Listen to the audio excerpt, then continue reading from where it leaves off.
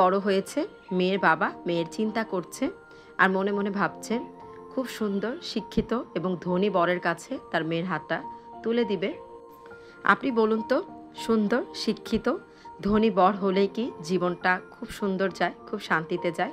আমার কাছে তো মনে হয় একজন ভালো মানুষের হাতে মেয়ের হাতটা তুলে দিতে পারলে আপনার মেয়ের জীবনটাও অনেক শান্তিতে কাটবে। একজন ভালো মানুষ, সে কিন্তু ছেলে হিসেবেও ভালো, স্বামী হিসেবেও ভালো এবং পরবর্তীতে যখন বাবা হবে তখনও কিন্তু খুব ভালো ভূমিকা পালন করবে। তাই আসুন ধনী সুন্দর আর শিক্ষিত বর না, মানুষের মতো একজন মানুষের হাতে মেয়ের হাতটাকে তুলে দেই। হ্যালো এভরিওয়ান, আসসালামু আলাইকুম। আমি শামসুন নাহার লালবাগ পুরান ঢাকা থেকে বলছি। লাইফ উইথ নাহার চ্যানেলের নতুন আরেকটি ব্লগ ভিডিও দেখার জন্য আপনাদের সবাইকে ওয়েলকাম করে শুরু করছি আমার আজকের ব্লগ। গতকালকে যে ব্লগটা ছেড়েছি সন্ধ্যাবেলায় আপলোড করার কথা ছিল, তবে নেটের সমস্যার জন্য সেই ব্লগটা আপলোড হতে হতে রাত 12টা বেজে গিয়েছে। তো তারপরেও চেষ্টা করেছি, কয়েকবার চেষ্টা করে ব্লগটাকে কিন্তু আপলোড করেছি। গত ভিডিওতে শেয়ার করেছি খুব বেশি অসুস্থ। তো গতকালকে রাত্রেও যখন বিছানায় ঘুমাতে গিয়েছি তখনও কিন্তু চোখে প্রচণ্ড ব্যথা ছিল, চোখটা ফুলেও ছিল। তো যার জন্য সকাল 10টা বাজে লেট ঘুম থেকে উঠেছিলাম যে চোখটাকে একটু রেস্টে রাখি। তো তারপর মাশাল্লাহ আলহামদুলিল্লাহ সকালবেলা ঘুম থেকে উঠে খুব ভালো রেজাল্ট পেয়েছি, চোখটা অনেকটা সুস্থ হয়েছে, ব্যথাটা অনেকটা কমেছে। যার জন্য আজকে সারাদিন কিন্তু টুকিটাকি অনেক কাজ করে নিয়েছি। তো সকালবেলা কিন্তু ঘুম থেকে ওঠার আগে দেখলাম সাহেব ঘুম থেকে উঠে রেডি হয়ে গিয়েছে। তারপর যখন বের হচ্ছে আমাকে বলল, তুমি একটু সজাগ থাকো, আমি বাজার করে দিয়ে তারপর কিন্তু যাব। তো আমিও সত্যি সজাগই ছিলাম। তো চোখে ড্রপটা দেওয়ার কথা ছিল, সেই ড্রপটা দিয়ে শুয়েছিলাম। তো যখন উনি বাজার নিয়ে এসেছে আমাকে ফোন দিল। তো তখন লাফ দিয়ে উঠে কিন্তু বাজারটা ওনার কাছ থেকে রিসিভ করলাম। তো এতক্ষণে কিন্তু সামিন সায়ান কেউ বাসায় নেই, আমি কিন্তু একাই ছিলাম। তো তারপর প্রথমে টেবিলটাকে খুব সুন্দর করে ক্লিন করে আমি কিন্তু নাস্তা করে নিয়েছি। নাস্তাও কিন্তু সাহেব বাহির থেকে এনে দিয়ে গিয়েছে। আর তারপর এই তো অফ ক্যামেরা দেখেন 1.5 ঘন্টা লেগে গেছে এই মাছগুলোকে গুছিয়ে আমাকে ফ্রোজেন করার আগ পর্যন্ত, বক্স করতে করতে 1.5 ঘন্টা লেগে গিয়েছে। তো সেই সময় পর্যন্ত নিরিবিলি কাজগুলো করে নিয়েছি। তারপর কিন্তু 2 ছেলে চলে এসেছে, তাদেরকে নাস্তা দিয়েছি হালকা পাতলা। আর এদিকে পুরো বাসাটা এখন মোটামুটি গুছিয়ে আমি কিন্তু ঝাড়ু মোছার কাজটাও কমপ্লিট করব। সত্যি কথা বলতে ঘরের যে দিকে তাকাচ্ছি মনে হচ্ছে সব আমার দিকে তাকিয়ে আছে। ধুলাবালুগুলো অগোছানোগুলো কোন কোন দিক থেকে শুরু করব বুঝে উঠতে পারছিলাম না। তো তারপরে শারীরিকভাবে নিজেকে একটু আরামে রেখে আস্তে আস্তে কিন্তু সবগুলো কাজ ধরে নিয়েছি।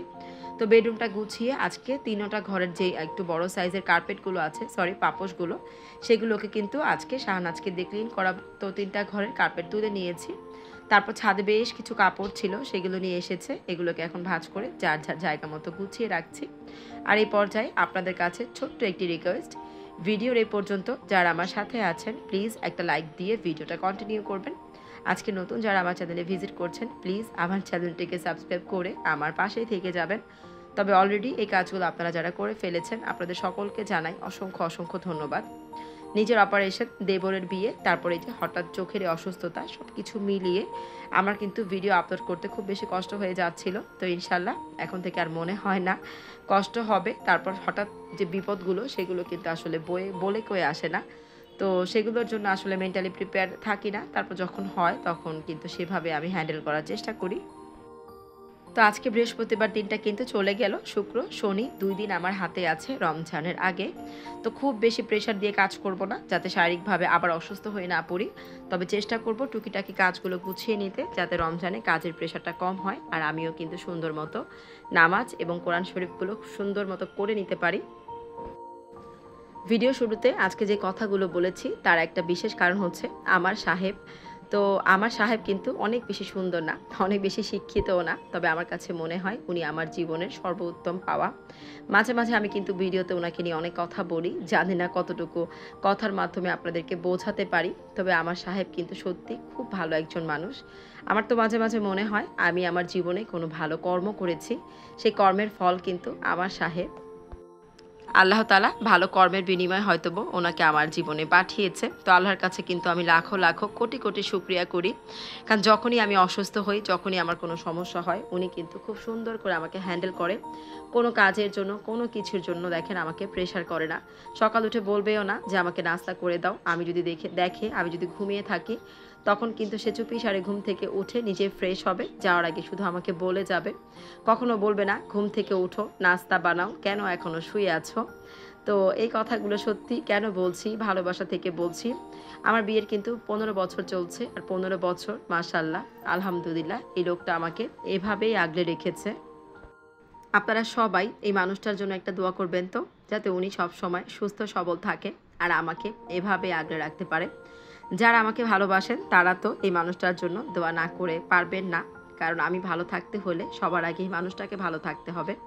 এই মানুষটা ভালো থাকলেই আমি ভালো থাকব, আর আমি অসুস্থ হলে এই মানুষটা ভালো থাকলে আমাকে কিন্তু সুস্থ করে তুলবে যেভাবেই পারুক। তো সব কাজ শেষ করে কিন্তু সামিন আর সায়ানকে দুপুরের খাবারটা দিচ্ছিলাম। তো আজকে আর তেমন কিছু রান্না করিনি, আজকে টমেটো দিয়ে ডাল রান্না করেছি, চিংড়ি মাছগুলোকে একটু ভেজে দিয়েছি, আর আগের দিনের একটা সবজি তরকারি ছিল সেটা দিয়ে দুপুরের লাঞ্চটাকে শেষ করেছি। তো চিংড়ি মাছ ভুনা করা থেকে আমার ছেলেরা এভাবে ভেজে দিলে খুব বেশি পছন্দ করে। আর এই মাছটা থাকলে আমার কাছে মনে হয় যখন রান্না করতে না পারি বা সময় না থাকে বা অসুস্থ থাকি, শর্টকাট কিন্তু ভাত রান্না করে ডাল রান্না করে দিলে, আমি মাছটা ভেজে দিলে ওরা খুব পছন্দ করে ভাত খেয়ে ফেলে। তো দুই ভাইয়ের সাথে কিন্তু আমি একটু খাওয়া দাওয়া করে নিয়েছি, জানি আজকে সারাদিন টুকিটাকি কাজ করতে গেলে খাওয়া দাওয়া অনেক অনিয়ম হয়ে যাবে। তো এদিকে ওরা কিন্তু মাদ্রাসা চলে গিয়েছে, আর একজন পড়তে বসেছে, আর আমি কিন্তু দেখেন টুকিটাকি কাজ করেই যাচ্ছি। তো সব কাজকর্ম করে সন্ধ্যায় আজকে একটু বেড়াতে গিয়েছি, বেড়ানো কম দায়িত্ব বেশি, একটা দায়িত্ব ছিল সেই দায়িত্বটাকে ফিল আপ করে আসলাম। তো ভিডিওর এই পর্যায়ে আপনাদের কাছ থেকে আজকের মতো এখানেই বিদায় নিব, কথা হবে পরবর্তী আরেকটি ব্লগ ভিডিওতে। সেই পর্যন্ত সুস্থ থাকেন, ভালো থাকেন, আল্লাহ হাফেজ, আসসালামু আলাইকুম।